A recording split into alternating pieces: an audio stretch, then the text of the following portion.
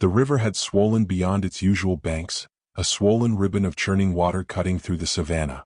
Rocks that normally jutted gently above the surface were now submerged, and the current, strong and unrelenting, pulled at everything that dared to enter its path. Among the white froth and surging waves, a tiny body fought for purchase. Quito, a lion cub scarcely older than a few weeks, paddled with frantic energy, his small limbs barely keeping him afloat. Each movement seemed to carry him a little further downstream, his fur slicked and matted, pressed close against the lean frame of his tiny body. The cub's ears flicked nervously with every sharp twist of the current, and his wide amber eyes reflected equal parts confusion and sheer terror. A low, helpless whimper broke through the roar of water, a fragile sound barely audible over the river's relentless roar. On the riverbank, a rescuer crouched behind a scattering of reeds, muscles taut but movements slow and measured. The team had been patrolling the area for signs of distress, and Quito's panicked splashing had drawn their attention just in time. The rescuer's gaze traced the cub's desperate motions, noting how he clutched instinctively at the water, paddling against waves far stronger than his frail body could manage. Calm and deliberate, the rescuer stepped closer, careful not to add any sudden disturbance. Every motion was weighted with care, every breath drawn slowly, as if to mirror the river's rhythm without challenging it. The cub's energy was fading. His strokes were becoming shallow, the tips of his small paws skimming the surface in helpless arcs. Water lapped against his throat and chest, and for a moment he simply floated, eyes wide, staring at the sky in silent panic. It was then, just as a sharper wave knocked him sideways, that the rescuer extended a hand. "It's okay, girl," they whispered, though the words were more for themselves, a quiet promise carried across the rushing waters. Quito turned instinctively toward the voice, his head barely breaking the water as he paddled weakly. The rescuer moved slowly into the current, pressing against it with careful footing, reaching and finally closing hands around the wet, trembling body.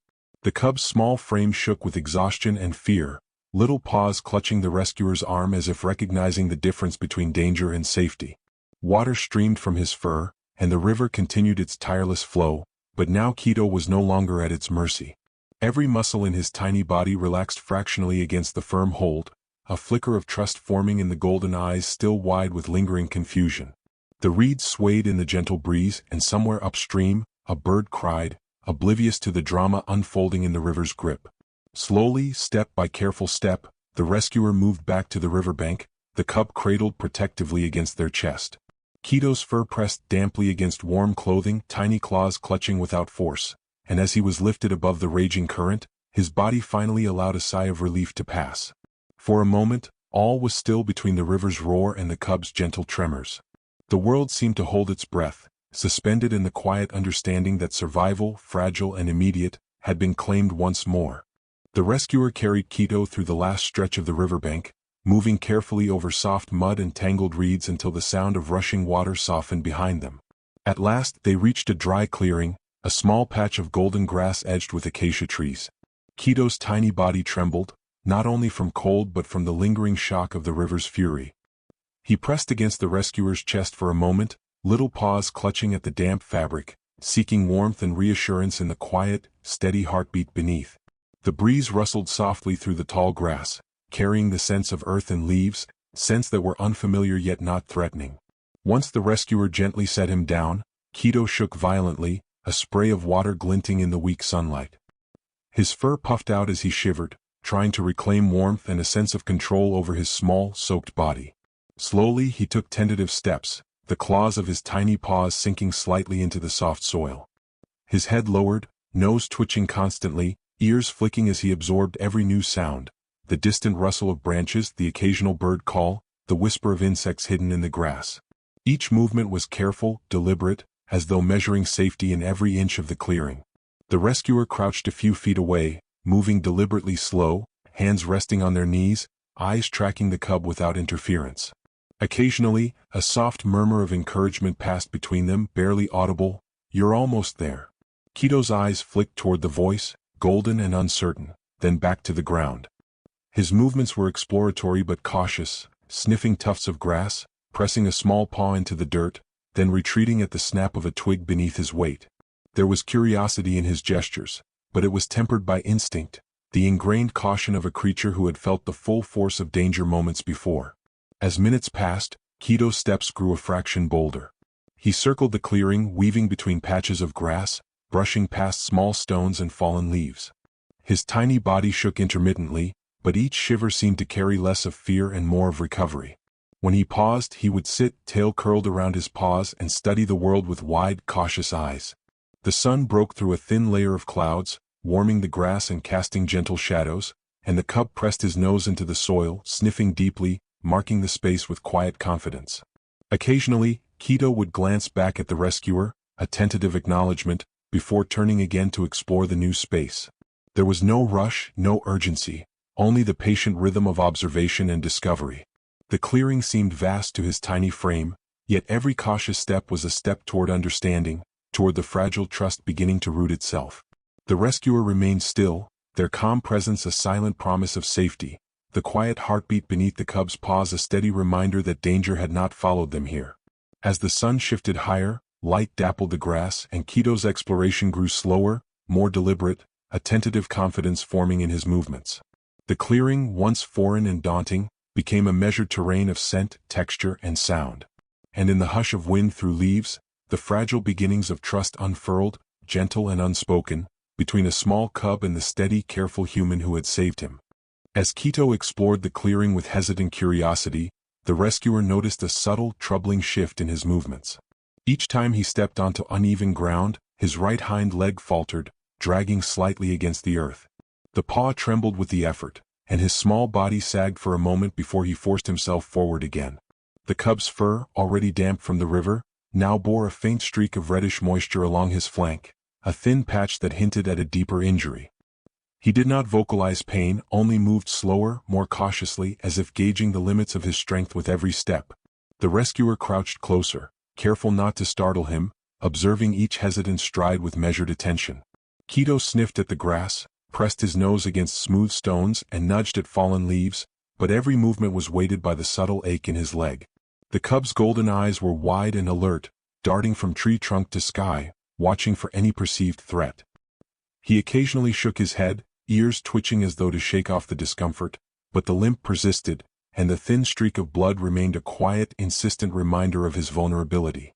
The rescuer's hands hovered nearby, ready to intervene if needed, but they let him move, recognizing the necessity of cautious independence for both body and spirit. A soft breeze stirred the clearing, brushing Keto's fur with whispers of wind, carrying the scent of earth and distant foliage. Each inhalation seemed to ground him in the moment, even as he struggled against his injury. When he paused to sit, tail curled around his damp paws, he lowered his head to the ground, letting the warmth of the soil and the steady light of the sun offer a quiet reassurance. The rescuer knelt a few feet away, voice low and calm, "It's okay, girl." The words were meant to tether him gently to safety, a reminder that patience, not haste, would guide him through the uncertainty of healing. Keto shifted, testing the strength of the leg, pressing the paw tentatively into the soft earth. Each attempt sent small ripples of tension through his body, muscles flexing and relaxing, a subtle negotiation between instinct and limitation. He lifted his head to sniff the air again, ears flicking at every sound, tail flicking slowly with thought and caution. The clearing, once a space of exploration, had become a quiet landscape of assessment. Every blade of grass, every stone, every shadow measured for risk and comfort. The sun angled lower in the sky, casting long golden stripes across the grass, and Keto rested briefly, body trembling slightly with fatigue. The streak of blood caught the light, subtle yet unignorable, a reminder that survival was not guaranteed. Yet beneath the cautious movements, there was determination, a fragile, resolute will pushing the tiny body to continue, to test its limits, to claim a semblance of normalcy amid injury and uncertainty. The rescuer remained close, a silent anchor ready to guide, to soothe, and to witness the slow, delicate dance between vulnerability and resilience. The sun had climbed higher, warming the clearing and softening the edges of fear that still lingered in Keto's small body. His steps were slower now, deliberate, and he moved with a quiet confidence that had not been there days before. The limp in his hind leg persisted, but it no longer dictated every motion. Instead, it had become a subtle reminder of past struggle, a marker of fragility that coexisted with growing strength. The rescuer remained nearby, sitting cross-legged in the grass, hands resting lightly on their knees, voice low and calm, as if their presence could weave reassurance through the air itself. Keto approached cautiously at first, sniffing the rescuer's outstretched hands, nose twitching, whiskers brushing lightly against fingers. There was a tension in his posture, a small pause before leaning ever so slightly into the touch, testing its safety.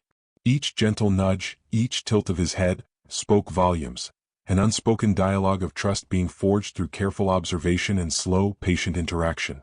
When the rescuer moved a hand to scratch lightly along his scruff, Kido did not recoil. Instead, he leaned into the contact, the subtle vibration of his small body signaling tentative acceptance, a quiet surrender to the comfort offered without force. The clearing seemed to shrink around them, enclosing this fragile exchange in a private sanctuary of trust. Kido's ears flicked in contentment, tail curling and uncurling with rhythmic calm, eyes half closed in fleeting moments of ease.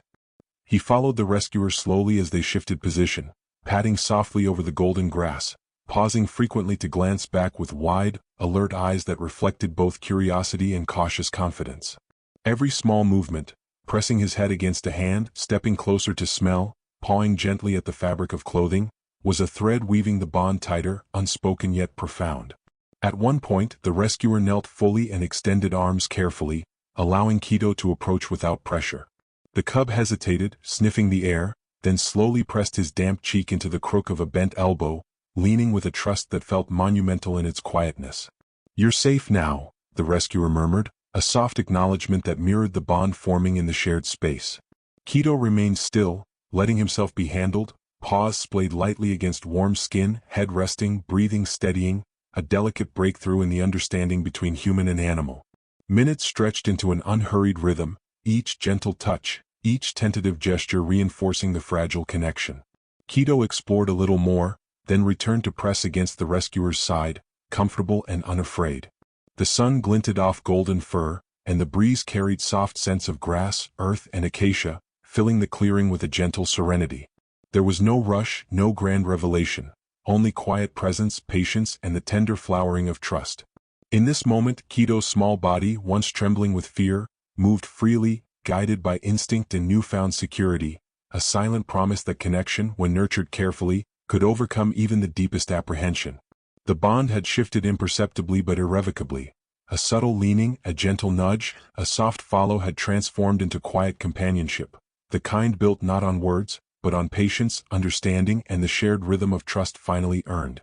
The morning air carried a crispness that hinted at change, and the clearing, once a sanctuary of tentative trust, now seemed to hum with quiet anticipation.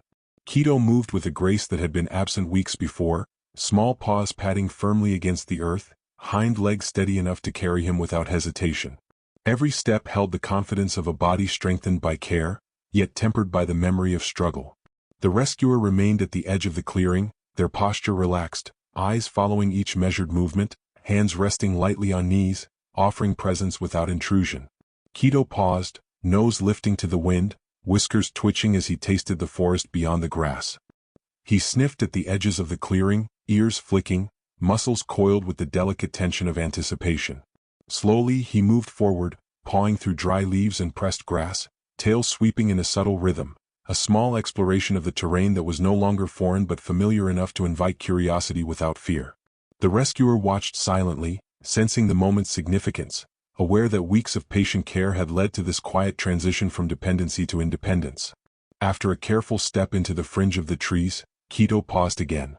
His amber eyes met the rescuer's gaze, a glance heavy with recognition, acknowledgement, and the soft weight of gratitude that cannot be spoken.